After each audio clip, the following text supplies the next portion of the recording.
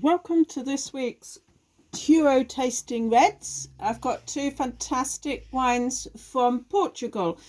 I've got the Lobo Falcão Reserva 2020, which is 13.5%, and I have already tasted this one and it's absolutely superb. It's like a really big bodied Rhone or a fantastic Rioja, but there's no need to cellar or to even decant it.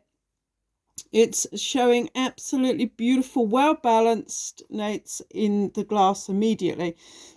And I've also got 2017 Quinta do Espirito Santo, Tinta, Roriz and Castelão. You see it's a fairly plain black and white label. There's a little bit of gold, particularly just down here is the Chapel of Espirito Santo.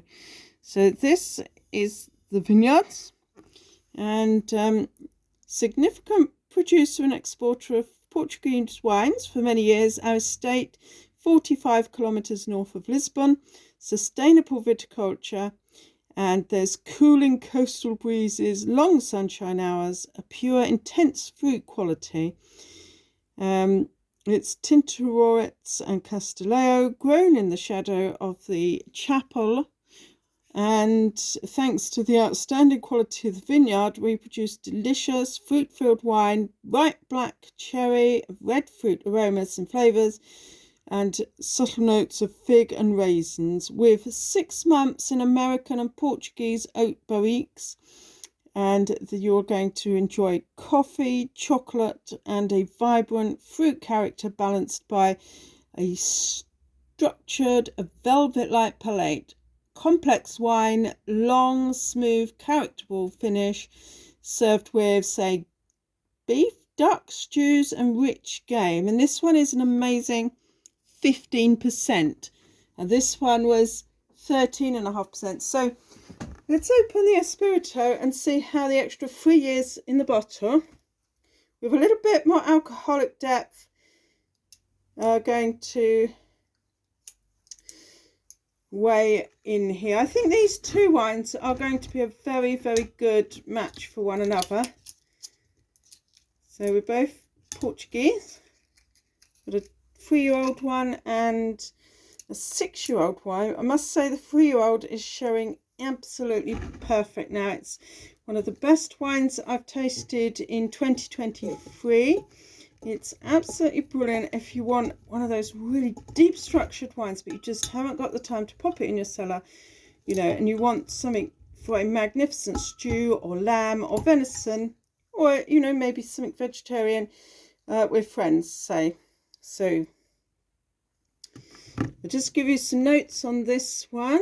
Got a fantastic, very dark black damson with, I cannot see my hand, magnificent fruit and a touch of oak, a little bit of licorice and some forest floor on the nose.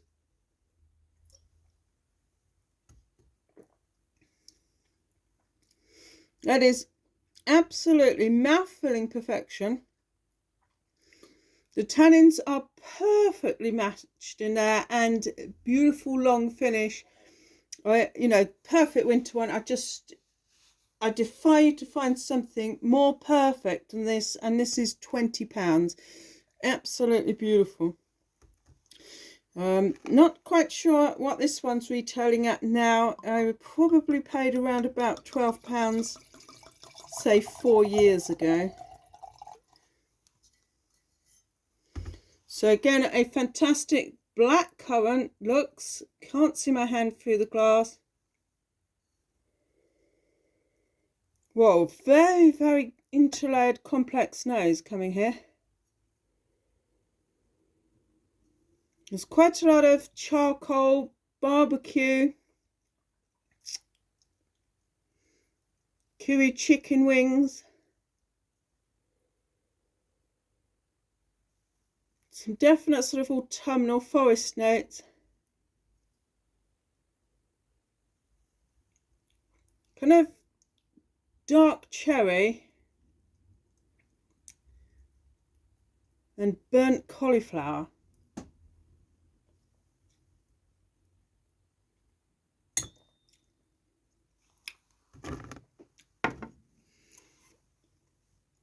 Now this has got a much more gripping and deep character to it in the mouth. It's very, very fulsome. I mean, just in one sip alone, it's a wine that you're not going to forget quickly.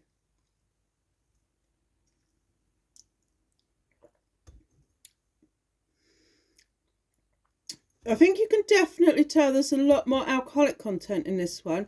But I would say, even with the extra 3 years in the bottle, this particular vintage, and it's not true for every vintage of this wine, but this particular vintage hasn't yet met its perfect consummation of a balance between the oaky tannins and the dark fruit.